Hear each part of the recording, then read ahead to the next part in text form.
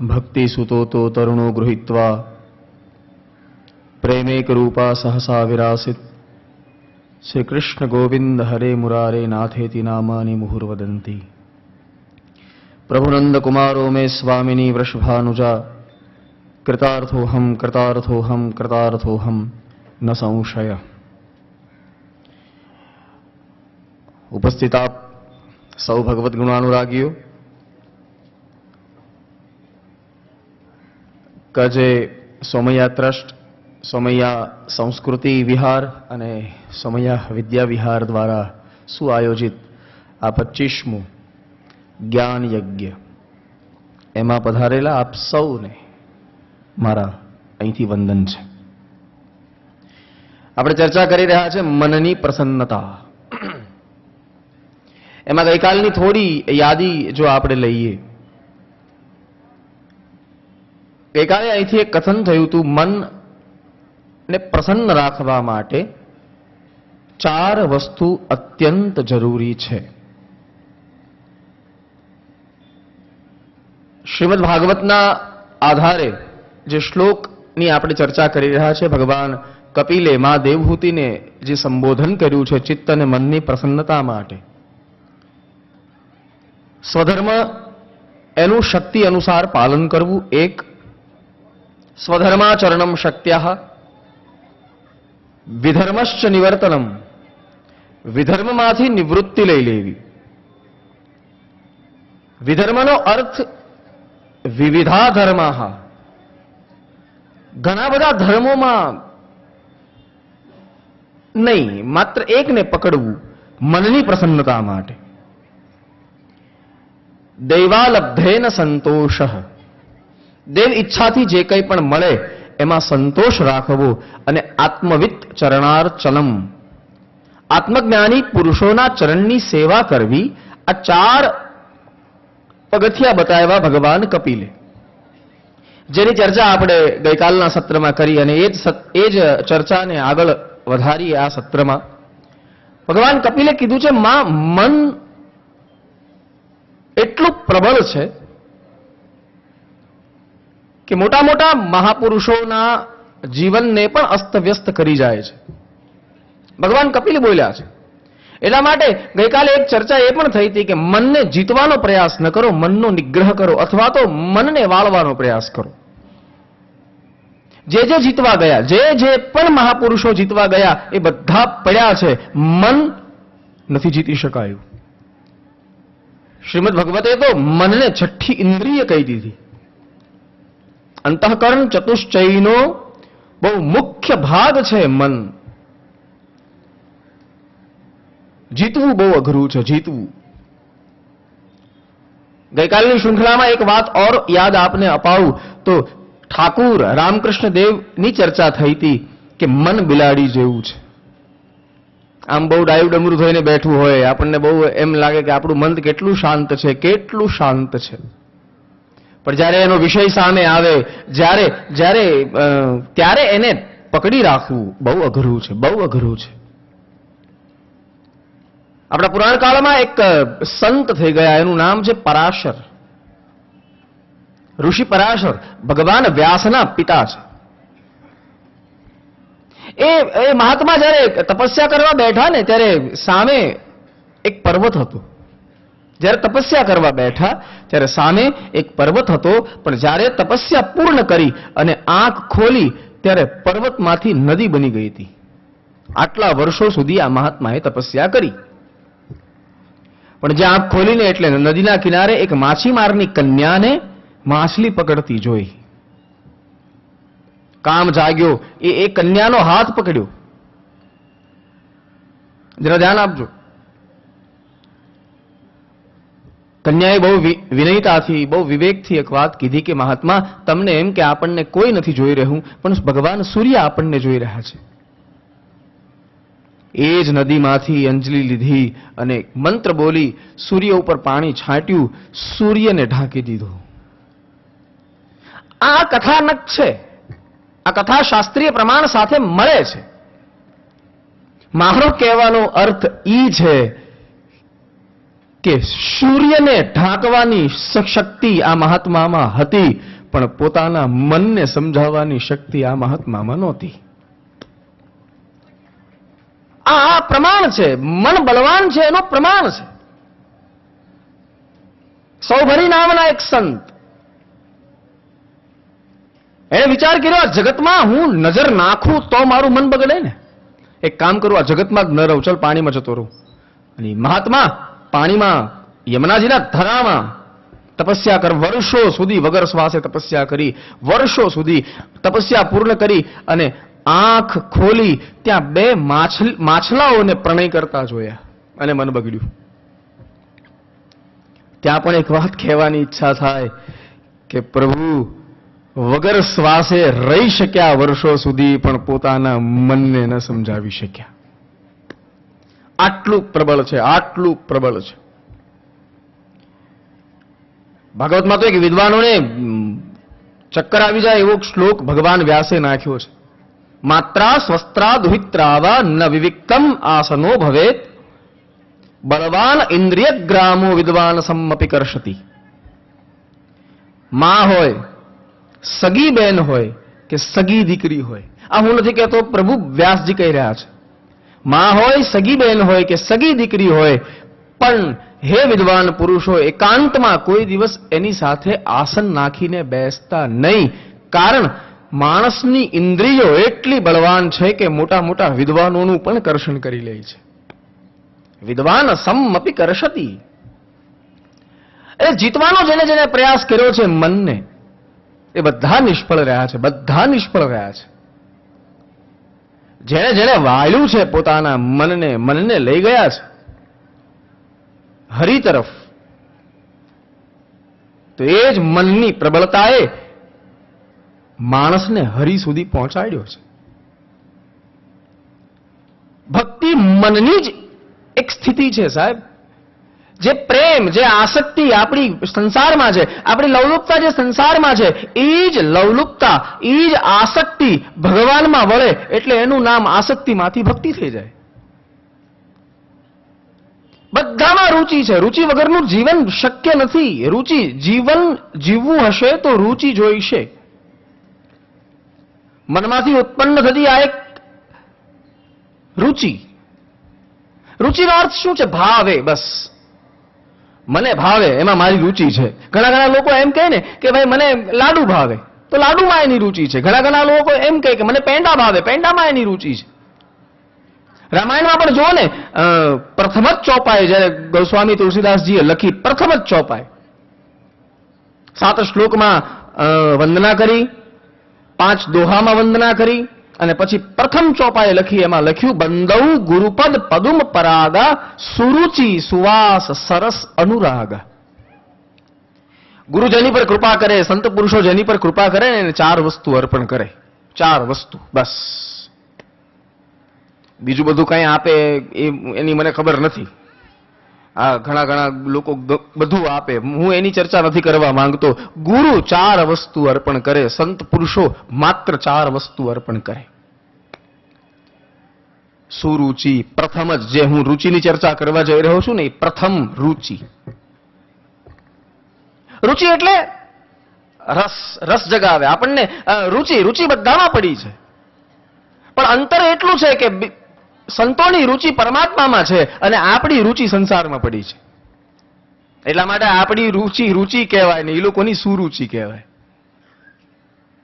તુલસીદાસજી કહે છે ને, જુઓ ને, બીજા પુરુષોમાં ને મારામાં ફરક બીજો કાંઈ નહીં, એક જ ફરક છે. લોભીને જેમ ધન વાલું લાગે છે, મને મારો રામ વાલો લાગે છે.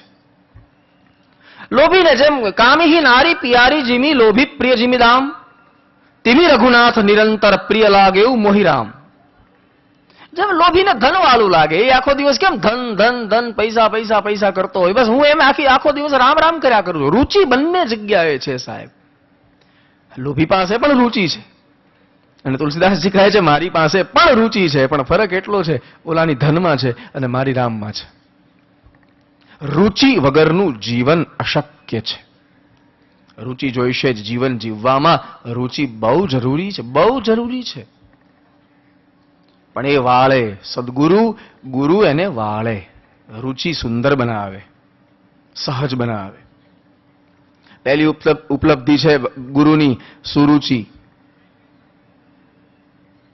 ગોસ્વામીજી કહે છે બીજું સુવાસ. જેની પર સંત કૃપા કરે, જેની પર જેની પર ગુરુ કૃપા કરે, સદગુરુ કૃપા કરે, એના જીવનમાં સુવાસ પ્રગટાવે. સુવાસ આંતર સુગંધની ચર્ચા છે સાહેબ, આંતર સુગંધની. અંતર આપણું અંતઃકરણ જ એવું સુગંધિત હોય, આપણું ચરિત્ર, આપણું શીલ એટલું સુગંધિત હોય કે બીજાને આપણી પાસે બેસવાની ઈચ્છા થાય. આંતર સુગંધ. હા, હું ઓલા અત્તરની વાત નથી કરતો સાહેબ. હા, ઘણા લોકો એટલું બધું ચોપડીને આવે, આપણને તો એમ થાય કે આ માણસ છે કે અથાણાનો ડબ્બો. ક્યારેક એવું મગજ હેરાન કરી મૂકે આપણને. હું એ પાવડરના ડબ્બાની વાત નથી કરતો, હું આંતર સુગંધની ચર્ચા કરું છું. આપણું જીવન બોલે. ગાંધીજી કોઈ સારા વક્તા નહોતા. એમણે પ્રવચન કર્યા હોય, હા કર્યા જ છે પ્રવચન, પોતાના જીવનમાં એમણે બહુ જૂજ કર્યા છે. બહુ સારા વક્તા નહોતા.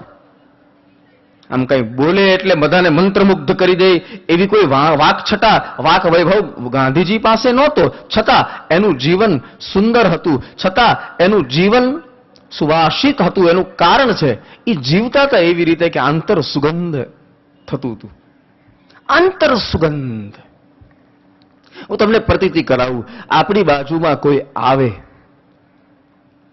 બેસે, અને આપણી બાજુમાં બેસે, થોડી વાર બેસીને પછી એમ કહે કે હવે હું રજા લઉં, ત્યારે આપણને એમ થાય કે આ હજી બેસે તો કેવું સારું.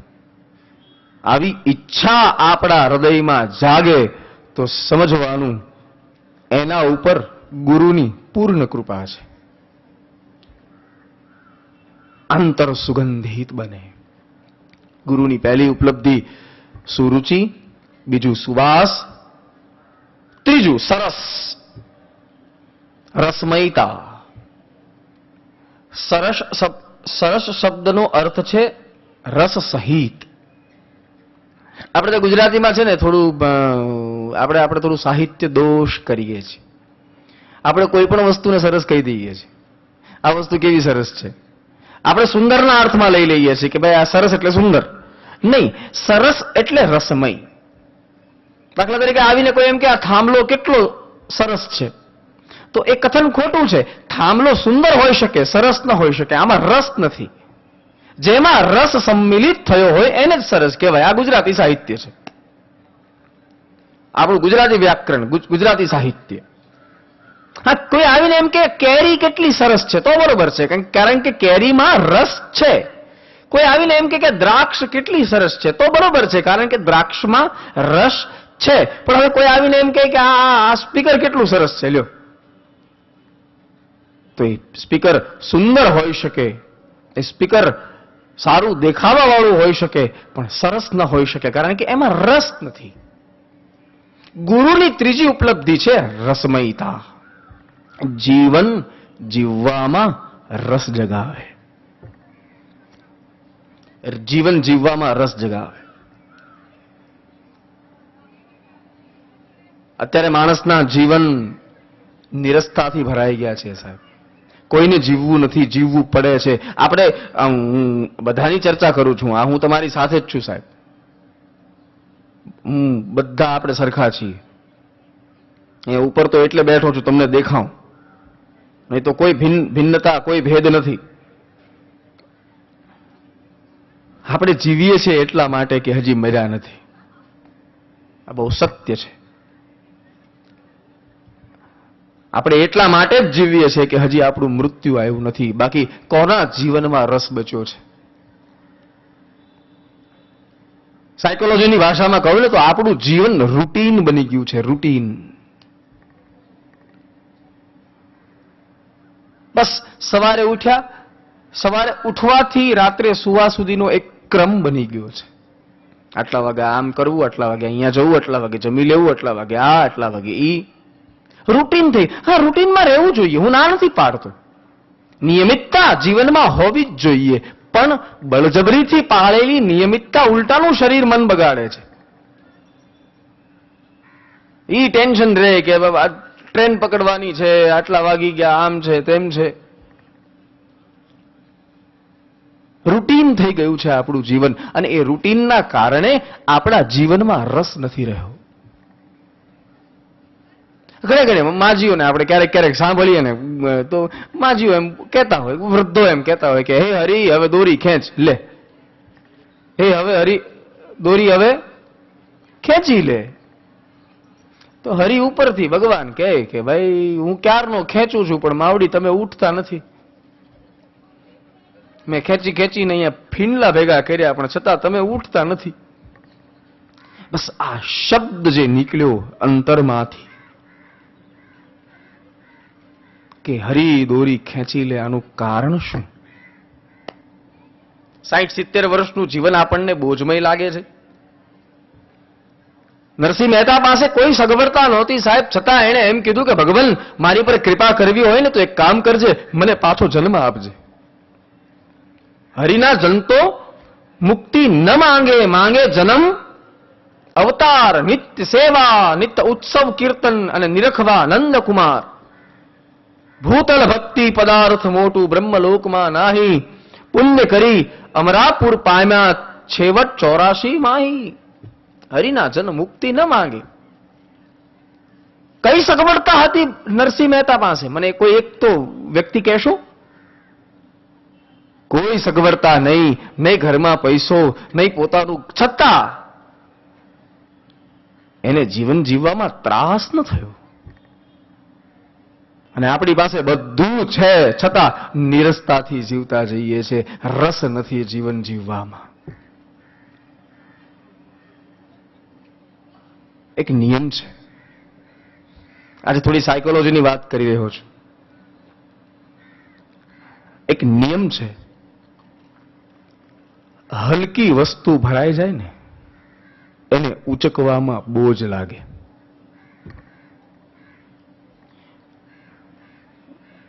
જે વસ્તુની કોઈ કિંમત નથી, જે વસ્તુનું કોઈ મૂલ્ય નથી, એવી વસ્તુ આપણા જીવનમાં આવી જાય એટલે એનો બોજ લાગે. દાખલા તરીકે આપણી બેગમાં, આપણે બહાર ગામ જતા હોઈએ ને આપણી બેગમાં 5 કરોડના હીરા પડ્યા હોય, 5 કરોડના. કેટલા? તો શું આપણે એ બેગને કુલીને ઉચકવા આપશું કે અહીંયા આ લઈ જા? આપશું? મને જવાબ તમારી પાસે જોઈએ છે. નહીં આપીએ ને. કારણ ભલે બેગમાં વજન હોય, ભલે બીજું બધું કાંઈ મૂક્યું હોય, પણ અંદર 5 કરોડના હીરા પડ્યા છે, વસ્તુ કિંમતી છે, એટલે ઉચકતા બોજ નહીં લાગે. અને એ જ બેગમાં હીરાની જગ્યાએ મસોતા ભર્યા હોય, તો મસોતામાં તો સમજાય ને, ઓલું તાવડી સાફ કરવાનું એક કપડું હોય ને, મસોતા. રોટલા બનાવ્યા પછી તાવડી સાફ કરવા માટે એક મસોતું કપડું રાખવામાં આવે. મેં એક છોકરાને વાત કરી મસોતાની, તો એ મને કહે ભાઈ તમારે હવે સમજાવવું હોય ને તો એને ડસ્ટર કહેવાનું. લે ડસ્ટર. મેં કીધું ડસ્ટર બોર્ડ સાફ કરવાનું હોય, આનું ડસ્ટર કેમ કરવું મારે? એ મસોતા આપણી બેગમાં ભર્યા હોય તો પછી એ બેગ ઉચકતા આપણને ત્રાસ થાય ને કે ભાઈ કુલીને બોલાવો ને યાર, આ આપી દો ને. અને એ બેગ બાજુ લગભગ કોઈ ધ્યાન પણ ના આપે, ભલે જાતી. શું ટેન્શન લેવું? મસોતા જ છે ને. બસ આ બોજ લાગ્યો એનું કારણ શું છે? વસ્તુ જે અંદર પડેલી છે એ હલકી છે એટલા માટે. બાકી 5 કરોડના હીરા જો અંદર હોય તો માણસ વાળી વાળીને બેગ સામે જોવે કે છે ને, છે ને, છે ને. બસ આપણું પણ જીવનનું આવું જ છે સાહેબ. હલકી વસ્તુ જો જીવનમાં ભરાઈ જશે તો જીવન જીવવાનો બોજ લાગશે. જો આ જીવનમાં કિંમતી વસ્તુ હશે તો 60-70 વર્ષનું જીવન પણ ઓછું પડશે. નરસિંહ મહેતાના જીવનમાં જે ભરાયો જે આનંદ ભરાયો છે ને, નરસિંહ મહેતાના જીવનમાં જે વસ્તુ ભરાઈ છે એ એટલી કિંમતી છે. એટલા માટે એને કીધું હરિના જન મુક્તિ ન માંગે. બાકી સાંજે શું ખાશું એની ખબર નહોતી. વિચાર કરો મહેતા નરસિંહને. છતાં મને જલમ આપજે જેથી કરીને હું એ ભગવાનના ગુણ ગાયા કરું. બોજ ત્યારે જ લાગે જ્યારે જીવનમાં કંઈક હલકું ભરાઈ જાય. માણસને જીવવા માટે અત્યારે બળજબરીથી જીવાડવો પડે છે. હા, આપણે કોઈને કહેતા નથી, આપણી ઉદારતા છે સાહેબ. આપણે કોઈને કહેતા નથી કે ભાઈ મારે આમ છે તકલીફ છે, બધું હૃદયમાં રાખી મૂકી. હા, પુરુષો ને બહેનોમાં એટલો ફરક, બહેનો બધું બોલી દે ને પુરુષો હૃદયમાં રાખે. પુરુષો બહેનો ક્યાંક શાકભાજી લેવા ગયા હોય ને જૂની બેનપણી એને સામે મળે તો 500 ગ્રામ બટેકા લઈને 750 ગ્રામ આંસુ ત્યાં પાડતી આવે. લ્યો, તું કેમ છો ને મજામાં ને ક્યાં રહે છો ને શું કર છો ને બધું પૂછી લે. અને છેલ્લે એક પ્રશ્ન તો ખાસ પૂછે કે સાસુ જીવે છે. ઈ તો પ્રશ્ન ગમે ત્યારે આવે ને આવે. બધું એટલા માટે જોજો, કમ્પેરેટિવલી પુરુષોમાં હાર્ટ એટેકનું પ્રમાણ વધારે છે, બહેનોમાં હાર્ટ એટેકનું પ્રમાણ બહુ ઓછું છે. એનું કારણ જ આ છે. બે વસ્તુ બહુ સહજ છે બહેનો પાસે. એક બોલી દેવું એટલે હૃદય હળવું કરી નાખવું, અને બીજું રડી લેવું. આ બે વસ્તુ ત્યાં સહજ છે એટલે હાર્ટ એટેકનું પ્રમાણ ત્યાં બહુ ઓછું છે. અને આપણે બધા ભેગું કરતા રહીએ. ફુગામાં હવા ભરો ક્યાં સુધી ફુગો રહે? એક દિવસ ફૂટે. રસમયતા. જીવન જીવવામાં સદગુરુ રસ જગાવે. સુરુચિ, સુવાસ, સરસ. અને ચોથી ઉપલબ્ધિ ગુરુની છે અનુરાગ. અનુરાગ જન્માવે. અનુરાગ એટલે પ્રેમ, પ્રભુના ચરણમાં પ્રીતિ કરાવે. બ્રહ્માનંદજી કહે છે ને, પ્રભુ પદ પ્રગટ કરાવે પ્રીતિ, ભરમ મિટાવે ભારી. પ્રભુના ચરણમાં પ્રેમ જન્માવે એ સદગુરુ, એ ગુરુ. રુચિ બધામાં છે. હું ચર્ચા જે કરતો હતો, રુચિ બધામાં છે. રુચિ વગરનું જીવન શક્ય નથી. પણ ફરક એટલો છે, સંતો પાસે જે રુચિ છે એ શું રુચિ છે, અને આપણે માત્ર જીવનમાં રાખીને બેઠા છીએ, જગતમાં રાખીને બેઠા છીએ, એટલે એ માત્ર રુચિ છે. માત્ર રુચિ, બસ, બીજું કંઈ નહીં. જીવનમાં જે લવલુપતા છે, સંસારમાં જે કામના છે, સંસારમાં જે આસક્તિ છે, એ બધી આસક્તિ છે. પણ એ જ આસક્તિ વળી અને પ્રભુના ચરણમાં લાગે તો એ જ આસક્તિને ભક્તિ કીધી છે. પછી તમે કોઈ પણ ભક્તિ કયો, કોઈ પણ ભક્તિ, અને પ્રેમ લક્ષણા કયો, અતિ વિહંગન ભક્તિ, કોઈ પણ ભક્તિ કયો. જેણે ભગવાનની ભક્તિ કરી છે, જેણે પણ, એ પેલા સંસારને જ પ્રેમ કરતા હતા. પછી એને સત્ય સમજાઈ ગયું કે આમાં પ્રેમ કરવા જેવું છે નહીં કાંઈ. એને સમજાઈ ગયું કે હું એકલો માથા ચીક કરું છું, આમાં કાંઈ વળે એમ નથી. લ્યો, ગોળ હોય, ગોળ કઠણ હોય, પછી ગોળને આપણે આમ હાથમાં લઈને પછી આમ 2-4 વાર આમ કરીએ એટલે કેવો થઈ જાય? ચીકણો થઈ જાય ને. એક ભાઈ ગોળ લેવા ગયો અને ગોળનો ભાવ પૂછ્યો ભાઈને કે ભાઈ, વેપારીને કીધું કે ગોળનો ભાવ શું છે? લાવો તો જરા ગોળ બતાવો તો. ગોળનો ગાંગડો વેપારીએ આપ્યો. કેટલા રૂપિયા છે આના કિલોના? એટલે વેપારીએ ભાવ કીધો, પણ ઓલો આમ કર્યા કરે. શું આમ તમને હોલસેલમાં વેચવો સારું પડે કે રિટેલમાં?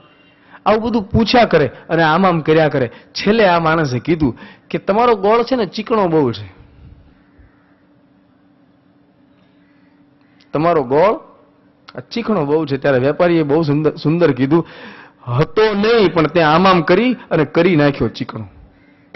તું ક્યારનો આમ મેં ગોળ આપ્યો એ તો બહુ ગાંગડો હતો પણ તે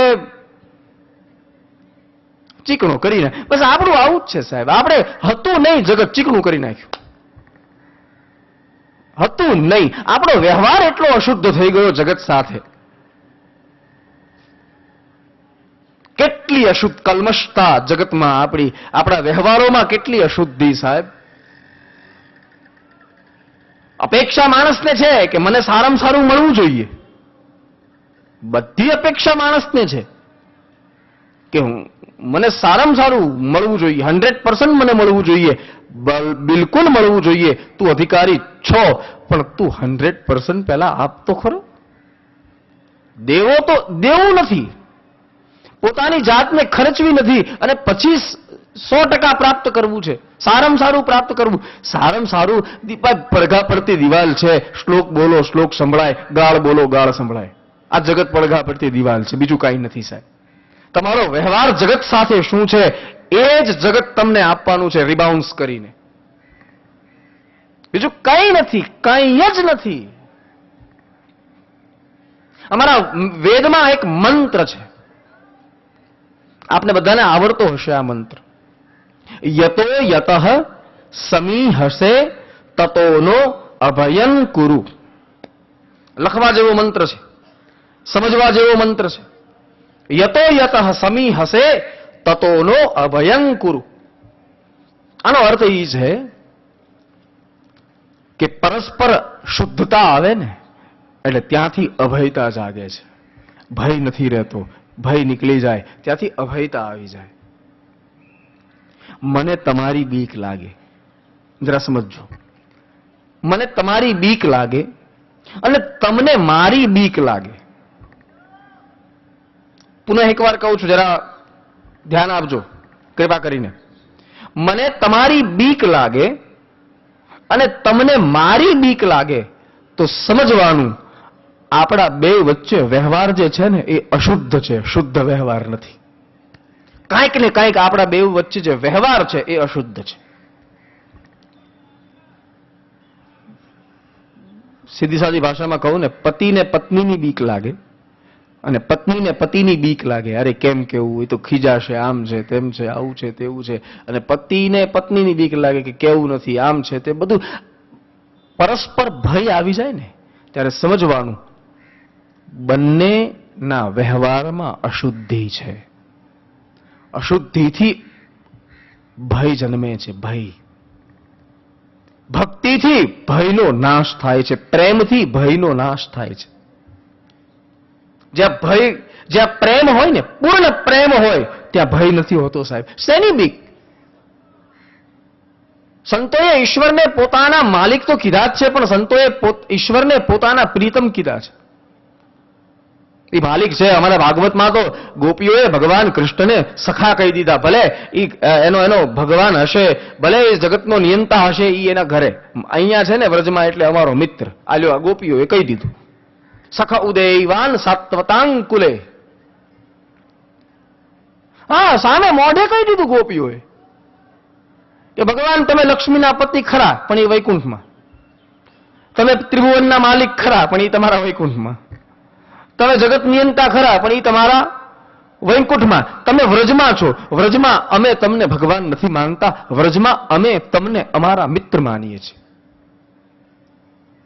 અન્યત્ર કોઈ પણ પુરાણને તમે ખોલો અને કોઈ પણ ભગતને પૂછો કે ભગવાન કોણ છે, તો બધા ભક્તો એમ કહેશે કે ભગવાન મારો માલિક છે અને હું ભગવાનનો દાસ છું. દાસોહમ, હું ભગવાનનો દાસ છું. કોઈ પણ પુરાણ, મેં સેવક રઘુપતિ પતિ મોરે. પણ એક ભાગવત એવું પુરાણ છે, ભાગવતમાં કોઈ પણ ભક્તને પૂછો કે ભગવાન કોણ છે, તો પ્રત્યેક ભક્ત એમ કહેશે કે ભગવાન માલિક હશે, પણ એ એના ઘરે પૃથ્વી પર આવ્યો છે ને, એટલે ભગવાન અમારો મિત્ર છે. મિત્રતા. સખા ઉદયવાન સાત્વતાંકુલે. બસ પ્રેમ જન્મ્યો ને ત્યાંથી અભયતાની શરૂઆત થઈ ગઈ. પ્રેમ જન્મ્યો ને ત્યાંથી અભય. જો હું તમને એક વાત કહું. બેન રસોઈ બનાવતા હોય, પૂરા ધ્યાન આપજો. બેન રસોઈ બનાવતા હોય અને એમાં પતિ જમવા બેઠા હોય, અથવા તો છોકરાઓ જમવા બેઠા હોય, પતિ ક્યાંક ઓફિસે કે ક્યાંક ગયા હોય, સાંજે આવતા હોય, પછી રોટલી બનાવતા હોય બેન.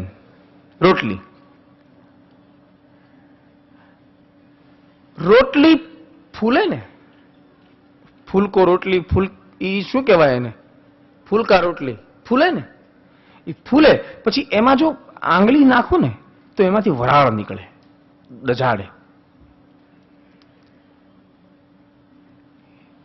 બેન દાજી જાય.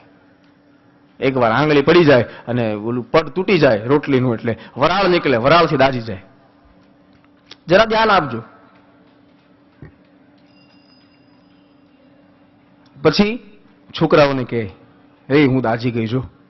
કાંઈ નથી થયું, માત્ર વરાળ લાગી છે. છતાં બેનને એમ હોય કે એટેન્શન મળવું જોઈએ મને, હું એટલું બધું કામ કરું છું, ઘરનું બધું કામ કરું છું, એટલે એટેન્શન મને મળવું જોઈએ.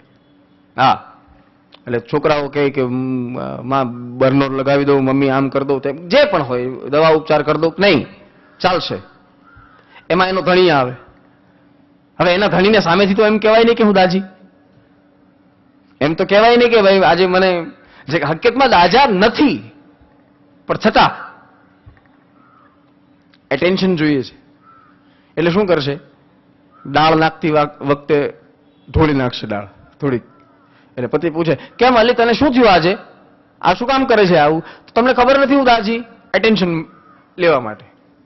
શાક થોડું કપડા પર નાખી દેશે કે આમ કરશે તેમ, પણ શું કામ? એટેન્શન લેવા માટે, કે મારી ગણતરી થવી જોઈએ, હું દાજી છું, આ ગણતરી થવી જોઈએ. બરાબર છે? હવે ઈ જ બેન, હવે ધ્યાન આપજો. હવે ઈ જ બેન માર્કેટમાં ગયા હોય શાકભાજી લેવા, અને શાકભાજી લેતા લેતા એને એમ્બ્યુલન્સનો અવાજ આવે, ફાયર બ્રિગેડનો અવાજ આવે, સાયરનનો. બેન પૂછે, આ શું થયું? બોલે, ફલાણા મોહલ્લામાં આગ લાગી છે. ફલાણા મોહલ્લામાં આગ લાગી છે. અરે રે, એ મોહલ્લામાં તો મારું ઘર છે. બધું મૂકી અને દોડે ને, દોડે. સામે પોતાનું ઘર સળગતું જોઈ, અરે મારા દીકરા અંદર સૂતા છે. પછી એ બેન ફાયર બ્રિગેડની રાહ નહીં જોઈ, એ કૂદી પડશે પોતાના દીકરાઓને બચાવવા માટે, અને દીકરાઓને બચાવીને લાવશે. મારો કહેવાનો અર્થ માત્ર એટલો છે, ઓલી રોટલીની વરાળથી જેને એટેન્શન જોતું હતું, ઈ જ બેન અહીંયા આગમાં કૂદી પડ્યા. બીક ન લાગી? નહીં. કેમ? બોલે, ત્યાં પ્રેમ છે, પ્રેમથી અભયતા આવે છે. પુત્ર પ્રત્યેનો ત્યાં પ્રેમ છે, એટલે બીક નથી લાગતી. યતો યતઃ સમીહસે તતો નો અભયં કુરુઃ. વ્યવહાર શુદ્ધ બને એટલે અભયતા આવે, વ્યવહાર અશુદ્ધ બને એટલે ભય જન્મે, ભય પ્રગટ થાય, ભય પ્રગટે. આસક્તિ જે સંસારમાં છે એ વળીને ભક્તિ બની જાય. બહુ સીધી સાદી વાત છે. બહુ મારે ભક્તિની બહુ મોટી વ્યાખ્યા નથી કરવી. મન જે સંસારમાં છે પ્રભુના ચરણમાં સ્થિર થાય. બસ મનની પ્રસન્નતા માટે આ બહુ જરૂરી છે. સુખ દુઃખ તો આવે સંસારમાં. મેં કાલે જ કીધું તું, સુખ દુઃખ જેવી કોઈ ચીજ આ જગતમાં છે જ નહીં, માત્ર આપણા મનની કલ્પના છે. આપણને ભાવે એટલે સુખી, આપણને ન ભાવે એટલે આપણે દુઃખી. મનની અનુકૂળતા એને આપણે સુખ માની બેઠા છીએ, અને મનની પ્રતિકૂળતા એને આપણે દુઃખ માની બેઠા છીએ.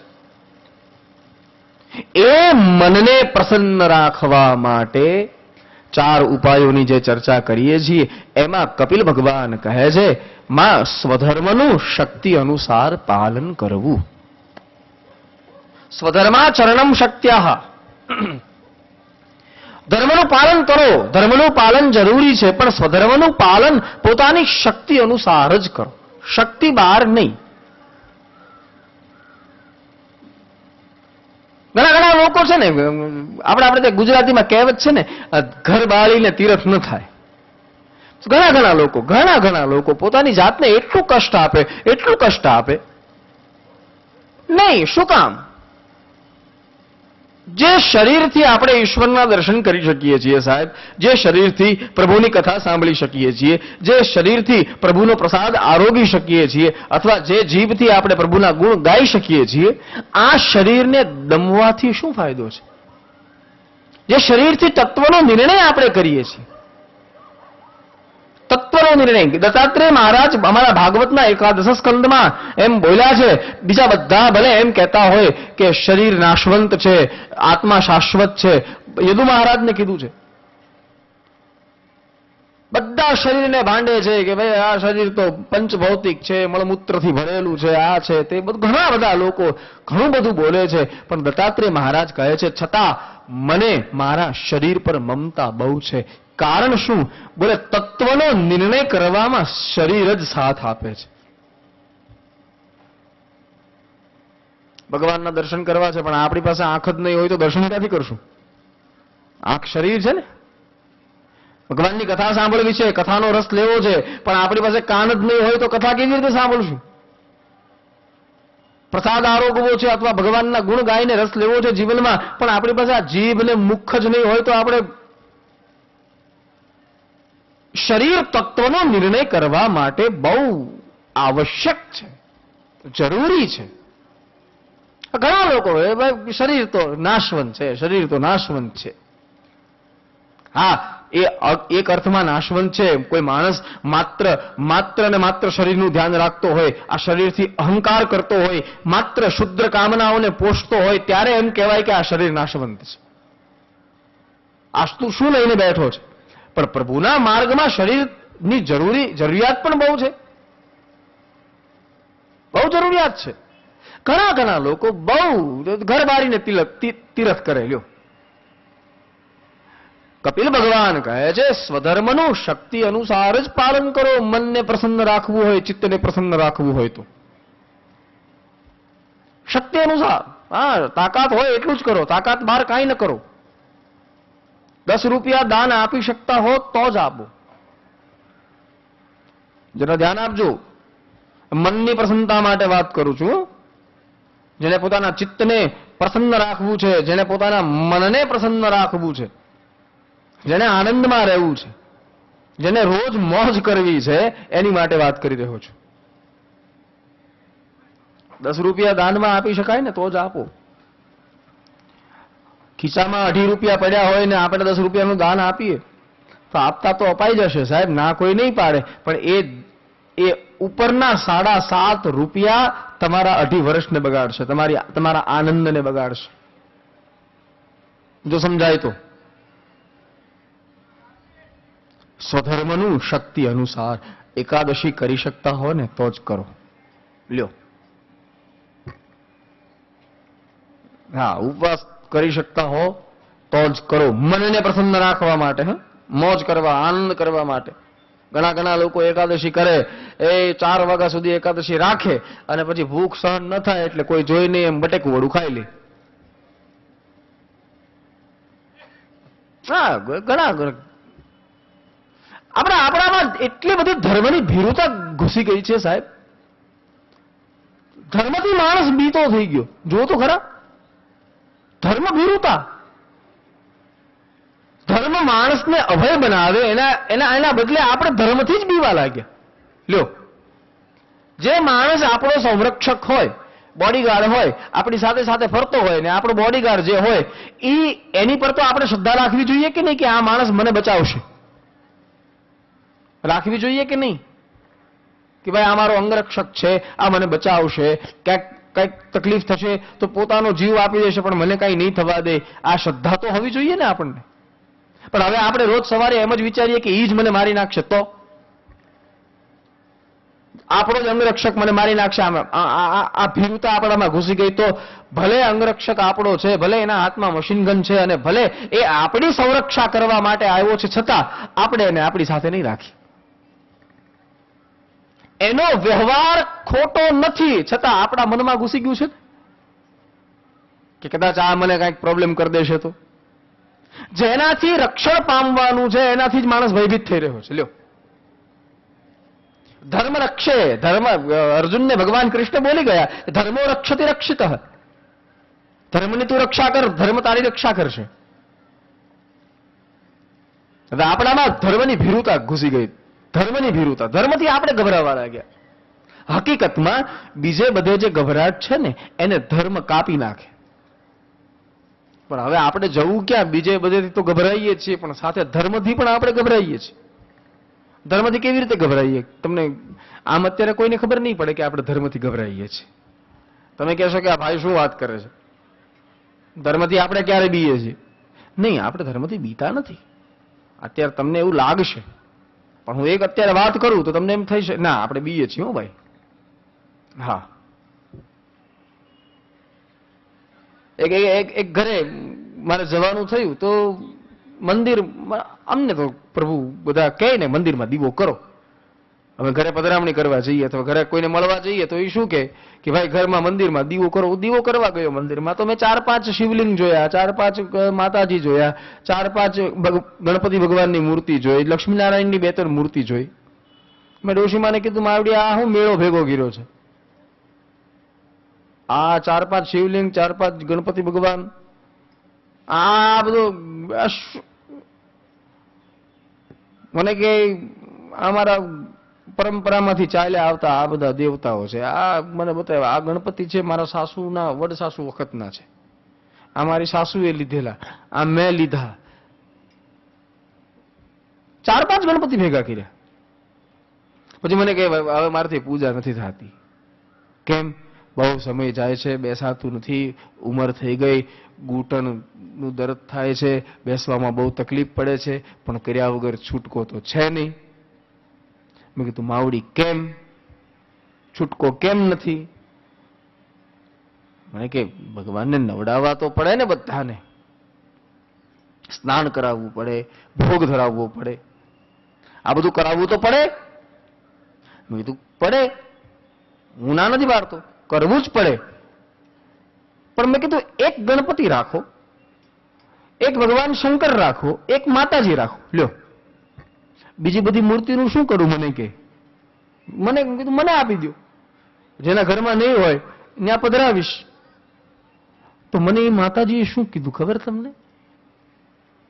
બસ અહીંથી હું જે સમજાવવા માંગુ છું, ધર્મ ભીરુતા અહીંથી શરૂ થઈ ગઈ.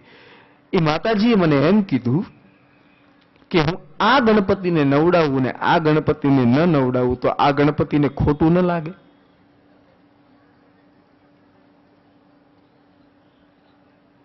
સમજાયું?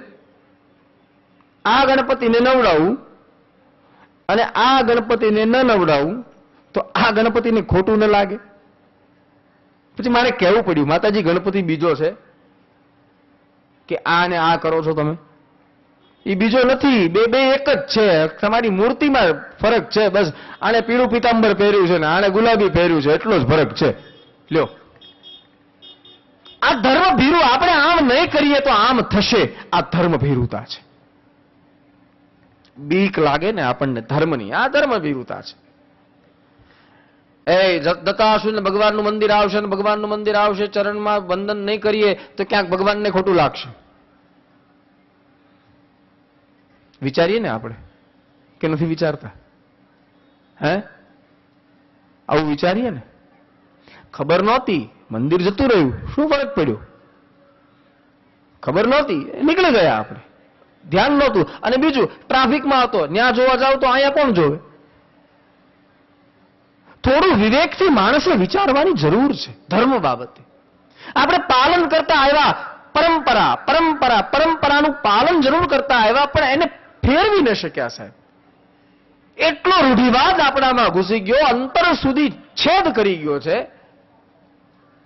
એ સમયમાં કદાચ આપણા વડીલોએ આ કર્યું હશે કે મંદિર આવે પ્રણામ કરો, પણ ત્યારે એ ચાલતા નીકળતા હતા, આપણે ગાડીમાં નીકળીએ છીએ સાહેબ. એ પરંપરાનો ફરક થવો જોઈએ કે નહીં?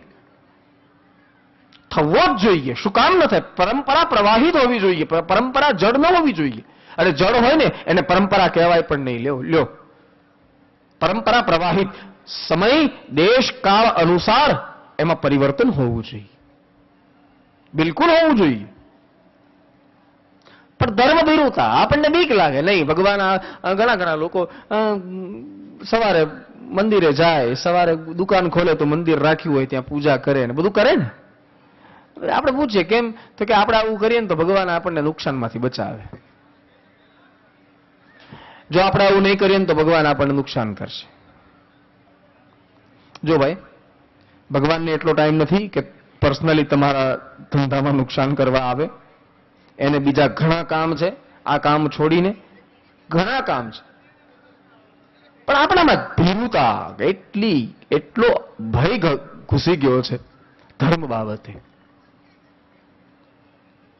એકાદશી કરી શકતા હો તો જ કરો, તો જ કરો. બીજા કરી શકે અને પોતે ન કરી શકે ને તો પછી પોતાની ઉપર હીનતાનો ભાવ જાગે સાહેબ. હીનતા પોતાની ઉપર. માણસ બીજાની નજરમાંથી પડી જાય ને તો એમ તો ગમે ત્યારે ઊભો કરી શકાય, પણ માણસ જ્યારે પોતાની નજરમાંથી પડે ને ત્યારે એને ઊભો કઈ રીતે કરવો? બસ એને વિચાર આવ્યા કરે કે ભાઈ બધા કરી શકે છે, હું નથી કરી શકતો. બધા કરે છે, હું નથી કરી શકતો. હા, અત્યારે તો, અને પાછું ભાઈ અત્યારે તો હું તો એમ કહું, ઉપવાસ ન કરી શકતા હો તો કાંઈ નહીં, પણ છતાં અત્યારે ફરાળો એવા આવ્યા છે ને કે તમે ઉપવાસ કરજો. લ્યો, હા, અત્યારે જે આપણે ફલાહાર જોઈએ એ મને એક સંત બહુ સુંદર, મારે જ વયના એક હરિદ્વારમાં સંત મને કહેતા હતા, મને કે એ ફલાહાર નથી, ફૂલ આહાર છે. લે, ફૂલ આહાર, ફલાહાર નહીં. હા, છોકરો દોડતો ઘરમાં આવ્યો, ઘરમાં મમ્મી અને પપ્પા બંને જમવા બેઠા હતા. એટલે છોકરાએ પૂછ્યું સહજ કે મમ્મી આજે દિવાળી છે? આજે દિવાળી છે?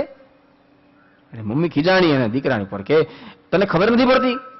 દિવાળી હજી હમણાં 1.5 મહિના પહેલા ગઈ ને પાછી તરત દિવાળી આવે ખરી? હમણાં હજી ગઈ દિવાળી, વર્ષે આવે. આટલી અક્કલ નથી, આટલી સમજણ નથી પડતી કે આજે દિવાળી ન હોય? ત્યારે છોકરો બોલ્યો, નહીં મમ્મી, મને શંકા પડી. કેમ? બોલે, તમારી થાળીમાં આટલી બધી વાનગીઓ પડી છે ને એટલે મને શંકા પડી કે આજે ક્યાંક દિવાળી તો નથી ને. એટલે મમ્મીએ કીધું કે બેટા, આજે મારે અને તારા બાપુજીને બંનેને 11 છે. એકાદશીનું વ્રત, એકાદશીનો ઉપવાસ છે, એટલે આજે દિવાળી નથી, આજે 11 છે બેટા. ત્યારે છોકરો બહુ સુંદર બોલ્યો. છોકરાએ કીધું કે મમ્મી, આવતી એકાદશી મને કહેજો, હું કરવાનો છું. આટલું બધું જો ખાવા મળતું હોય એકાદશીમાં તો હું શું કામ પાછળ રહું? હે, એ કેવા અત્યારે બસ 2 જ વસ્તુ બાકી છે ફલાહારમાં, દાળ અને ભાત. બાકી વિજ્ઞાને એટલી બધી ક્રાંતિ કરી નાખી છે કે લગભગ વસ્તુ ફલાહારી થઈ ગઈ છે. તમે ખાધી હોય કે ન ખાધી હોય, મેં મુંબઈમાં પાણીપુરી ફરાળી ખાધી છે. લ્યો, તમે ખાધી છે? નહીં, મેં મુંબઈમાં જ ખાધી ફરાળી પાણીપુરી. લ્યો, ફરાળી ભેળ તમે ખાધી છે? આ આપણો સગવડિયો ધર્મ થઈ ગયો. મીઠું ના ખવાય, સિંધવ ખવાય. લ્યો, સગવડિયો ધર્મ કરી નાખ્યો આપણે. આપણને મજા આવી એટલે આપણે એને ધર્મ બનાવી દીધો. આપણને મજા ના આવે, જરાક સ્ટ્રિક્ટ લાગે, જરાક એવું લાગે કે આ આપણે પાલન નહીં કરી શકીએ એટલે તરત જ આપણે તર્ક મારી દઈએ. કયા શાસ્ત્રમાં લખ્યું છે ભાઈ? તરત જ માણસ એક તર્ક મૂકી દે. આ ક્યાં લખ્યું છે? આ કયા છે? આનું પ્રમાણ શું? ઓલું સિંધવનું પ્રમાણ શું? હું તમને પૂછી શકું ને. મીઠું ન ખવાય, સિંધવ ખવાય, એનું પ્રમાણ શું? પણ એ આપણને ભાવે છે એટલે એને આપણે ધર્મ બનાવી દીધો. નહીં, આપણને અનુકૂળ છે ને, રહેવા દો. આપણને ન ભાવે એટલે ભાઈ આપણે તરક કરીએ કે ભાઈ પ્રમાણ શું, ક્યાં લખ્યું છે? અમને તો લોકો તરત અમને પૂછે ક્યાં લખ્યું છે. નહીં, સગવડિયો ધર્મ એ. અને પાછું એક બીજી વાત કહું, ધર્મ છે ને, ધર્મ એટલે તમે થોડું મિસઅન્ડરસ્ટેન્ડ નહીં કરતા પ્લીઝ. ધર્મ એ સંપ્રદાય નથી, ધર્મ એ આંતરિક સ્થિતિ છે. ધર્મ એ કોઈ બાહ્ય વસ્તુ નથી, ધર્મ આંતરિક વસ્તુ છે, અંદરની વસ્તુ છે. ધર્મ એટલે પોતાના જીવન પર નિયંત્રણ. ધર્મ એટલે પોતાની જાતને અંદરથી કાબુ કરી લેવી. ધેટ્સ કોલ્ડ ધર્મ. આંતરિક સ્થિતિ છે ધર્મ. તીલા ટપકા ધર્મ નથી સાહેબ. એ તો ગઈકાલે મેં કીધું હતું, આકાર અને આચાર, આચાર અને વિચાર. આકારથી આચાર શુદ્ધ થાય અને આચારથી વિચાર શુદ્ધ થાય. બાકી જો મીઠું મરચું કેવું હોય? મને જવાબ તમારી પાસે જોઈએ છે પ્લીઝ. કેવું હોય?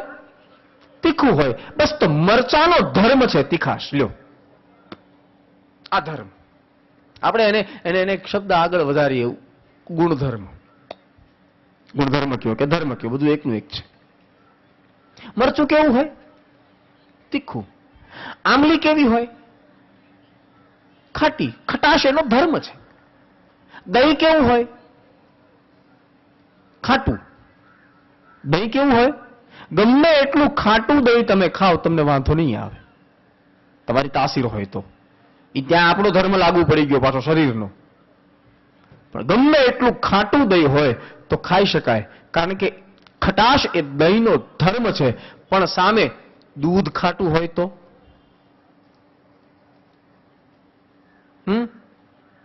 ન ખવાય. એનું કારણ છે દૂધનો ધર્મ ખટાશ નથી. દૂધ ખાટું થઈ ગયું એનો મતલબ દૂધમાં કંઈક ગડબડ છે.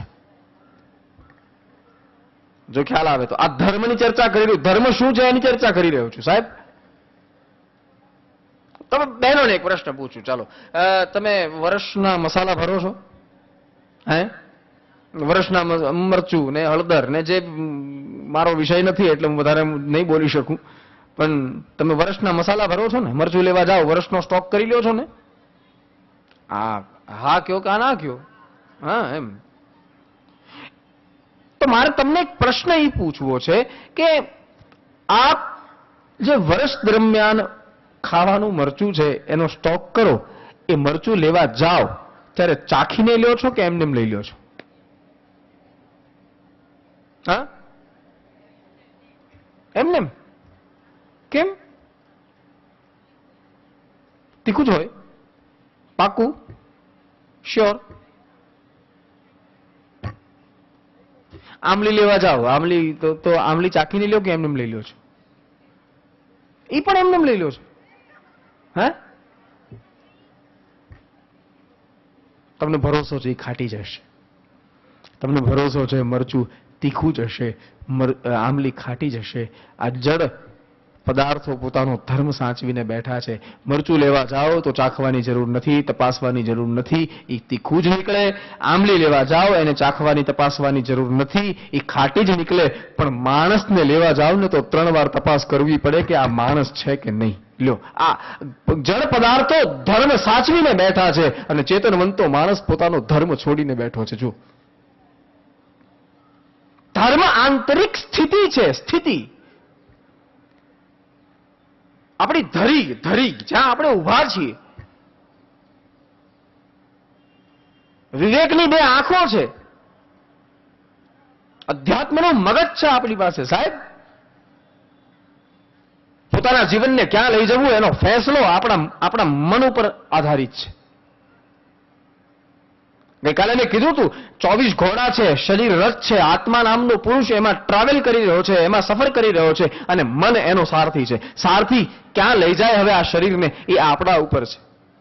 આપણું મન આપણને ક્યાં લઈ જાય.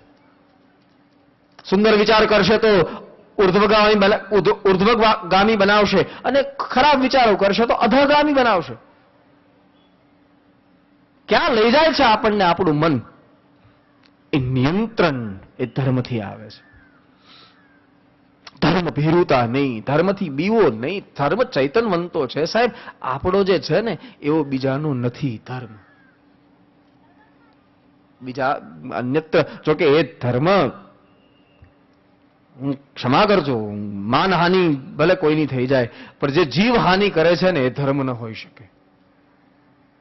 જીવદયા આપણો ધર્મનો, અહિંસા પરમો ધર્મ, આ ગાંધીજીએ સૂત્ર અપનાવ્યું છે. એ સૂત્ર ગાંધીજીએ ભલે અપનાવ્યું છે, પણ એ મૂળ સૂત્ર આપણા ધર્મનું છે, આપણા અધ્યાત્મનું છે, આપણા સંસ્કૃત વાક વૈભવનું છે. અહિંસા પરમો ધર્મ, જીવદયા. જીવદયા તમે મુંબઈમાં તો બહુ સારું કાર્ય ચાલે છે જીવદયા માટે.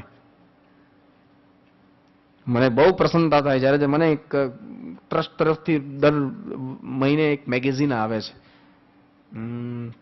દર મેગેઝિન એક આવે છે, હું નામ ભૂલી ગયો એ મેગેઝિનનું, પણ એમાં બહુ સુંદર બધી ચર્ચાઓ, મુંબઈમાં ક્યાં શું થઈ રહ્યું છે, કઈ રીતે બધી એ બધી એમાં જીવદયા માટે ઘણું લખે. જીવદયા માટે મુંબઈના વ્યક્તિઓ તો કેટલા અવેર છે, જાગૃત છે. પણ જીવદયાનો અર્થ શું છે ખબર? જીવદયાનો અર્થ જીવવા દ્યો એમ નહીં, એને કોઈ પણ હાલતમાં જીવા અડો, એનું નામ છે જીવદયા. જીવવા દ્યો નહીં, હા એને જીવવા દ્યો ને, આપણે જીવદયા ત્યાં પૂરી કરી નાખીએ. ભાઈ જીવવા દ્યો ને, જીવવા દ્યો નહીં. એ કોઈ પણ કારણસર મરતો હોય તો એને કોઈ પણ હિસાબે જીવા અડો, એનું નામ છે જીવદયા. આ જીવદયા. એટલે આપ તો સૌ પાછા વધારે કાર્ય કરી રહ્યા છો, એટલે એમાં વધારે વિશેષ ઊંડું ઉતરવાની જરૂર નથી. ભીરુતા નહીં, બસ મનની, ધર્મની ભીરુતા નહીં. ધર્મ બીવડા, જાનહાનિ કરે ને એ ધર્મ ન હોઈ શકે. જે જીવ બચાવે ને એ જ આપણો ધર્મ હોઈ શકે. માનવ માત્રની વાત કરી રહ્યો છું, કોઈ સંપ્રદાયની, કોઈ ધર્મની, અન્યત્ર કોઈ ધર્મની વાત નથી કરી રહ્યો. સ્વધર્મનું શક્તિ અનુસાર જ પાલન કરો. સ્વધર્માચરણમ શક્ત્યાહ. એકાદશી કરી શકતા હો તો જ એકાદશી કરો. ભગવાનની પૂજા સરખી રીતે કરવી જોઈએ. પાછું હું એમ નથી કહેતો કે ન કરી શકતા હો તો નહીં કરતા, એમ નહીં, કરવી જ જોઈએ, પણ જેટલી શક્તિ છે એ પ્રમાણે કરો. ઘણા લોકો સવારમાં કોઈ આવી કથામાં ને એવું બધું આવે ને પછી એને ઉભરો આવે, ધર્મનો, ભક્તિનો ઉભરો આવે. સોડા બાટલી ફોડી અને કેમ ઓલા ફીણ નીકળે એમ ઘણા લોકોને ઉભરા આવે કથામાં. અમારી કથામાં આવે પછી બધું સાંભળે એટલે ટોટલી 3 કલાકનો પ્રોગ્રામ બનાવે. સવારે 4:30 વાગે ઉઠી જવાનું, 5:30 સુધીમાં તૈયાર થઈ જવાનું, 5:30 થી 6:30 જપ કરવાના, 6:30 થી 7 પ્રાણાયામ કરવાનો, અનુલોમ વિલોમ, 7 થી 7:30 આ બધા સ્તોત્રોના પાઠ કરવાના, 7:30 થી 8 ધ્યાનમાં બેસવાનું, મેડિટેશન. આવા બધા સંકલ્પો લે, હાથમાં પાણી લઈને. આ કથામાં આવે એટલે બધું સાંભળી ગયા હોય, પાણી મૂકે કે હાથથી, અને પહેલે દિવસે અલાર્મ મૂકે 4:30 વાગ્યાનું, અને 4:30 વાગે અલાર્મ વાગે એટલે હોંશે હોંશે ઉઠે અને એ પોતાની હાથે ચા બનાવી લે, નાઈ ધોઈ લે અને પછી પૂજા કરવા બેસી જાય. 6:30, 5, 6:30 ઘરના જાગે એટલે ઘરનાને એમ થાય ભાઈ ક્યાં છે? બોલે મંદિરમાં બેઠા છે. અરે રે, આપણો ભાઈ સુધરી ગયો. બહુ સારું, બહુ સારું. 7:30, 8 વાગે પરવારે અને પછી નાસ્તો કરે અને ઓફિસે જાય. આખો દિવસ ઓફિસમાં કામ કરે, સાંજે આવીને પાછો જમીને સૂઈ જાય. બીજે દિવસે સવારે પાછો 4:30 નો એલાર્મ મૂકે.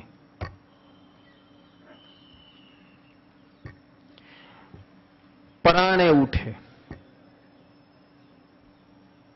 જરા મારા શબ્દો પર ધ્યાન આપજો. પરાણે ઉઠે. પરાણે ગરમ પાણી આમ ઝોલા ખાતો ખાતો નાય.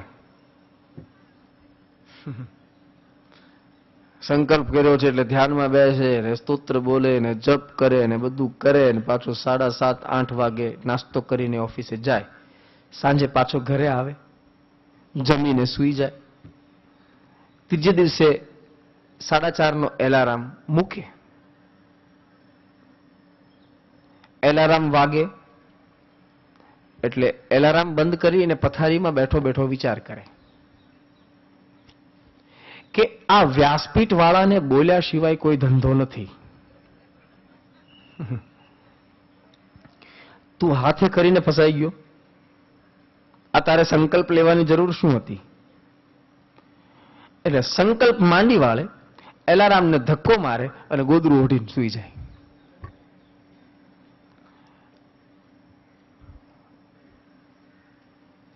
હવે ધ્યાન આપજો. મનની અપ્રસન્નતા અહીંથી શરૂ થાય છે. શક્તિ નહોતી છતાં સંકલ્પ કરી લીધો. હવે એને વિચાર આવશે કે બધા કરી શકે છે અને હું નથી કરી શકતો. બધા કરી શકે છે, હું નથી કરી શકતો. બસ આ મૂંઝવણ એના મનમાં આવી એટલે મનની અપ્રસન્નતા ત્યાંથી શરૂ થઈ ગઈ. એકાદશી માણસ ન કરી શકતો હોય છતાં પરાણે બધાને જોઈને એકાદશી કરે. એ એકાદશી કર્યા પછી 4 સાડા 4 થાય એટલે ભૂખ લાગે અને ભૂખ લાગે એટલે કંઈક ખાઈ લે. કોઈને તો ખબર નથી પડવાની કે એને ખાઈ લીધું, પણ પોતાને તો ખબર પડી ને કે મેં એકાદશી તોડી નાખી છે. એટલે એના મનમાં વિચાર આવે કે સાહેબ બધા કરી શકે છે, હું નથી કરી શકતો, હું અધમ છું. પોતાના ઉપર હીનતાનો ભાવ જાગે. ત્યાંથી મનની અપ્રસન્નતાની શરૂઆત થાય. એટલા માટે કપિલ ભગવાન કહી ગયા સ્વધર્મા ચરણમ શક્ત્યાહ. શક્તિ અનુસાર જ ધર્મનું પાલન કરવું. વિધર્મશ્ચ નિવર્તનમ. વિધર્મમાંથી એટલે કે બીજા ધર્મમાંથી નિવૃત્તિ લઈ લેવી. દેવ ઈચ્છાથી જે કંઈ પણ મળે એમાં સંતોષ રાખવો અને આત્મજ્ઞાની પુરુષોના ચરણની સેવા કરવી. આ 3 જે પાદ બાકી છે, 3 જે બાકી છે એની ચર્ચા આપણે આવતીકાલે આ મારું અંતિમ સત્ર છે. એટલે આવતીકાલે આ સત્રને આપણે મારી પ્રવચન શૃંખલાને વિરામ આપશું અને આ 3 ચર્ચાઓ જે મનને પ્રસન્ન રાખવાની પ્રમાણભૂત 3 ચર્ચાઓ છે એને આગળ વધારશું. બસ જે સોમૈયા ટ્રસ્ટ, સોમૈયા સંસ્કૃતિ વિહાર અને સોમૈયા વિદ્યા વિહાર દ્વારા આયોજિત આ 25મા જ્ઞાન યજ્ઞના આ પ્રવચન શૃંખલાની આજની મારી બેઠકની બીજા સત્રની ચર્ચાને હું અહીંયા વિરામ આપું. પુનઃ આવતીકાલે સવારે 7 વાગે શાર્પ એટ 7 મળીએ. ત્યાં સુધી આપ સૌના હૃદયસ્થ પરમાત્માને હું વંદન કરું છું. આપ સૌને સુપ્રભાત. જય શ્રી કૃષ્ણ, જય સિયારામ.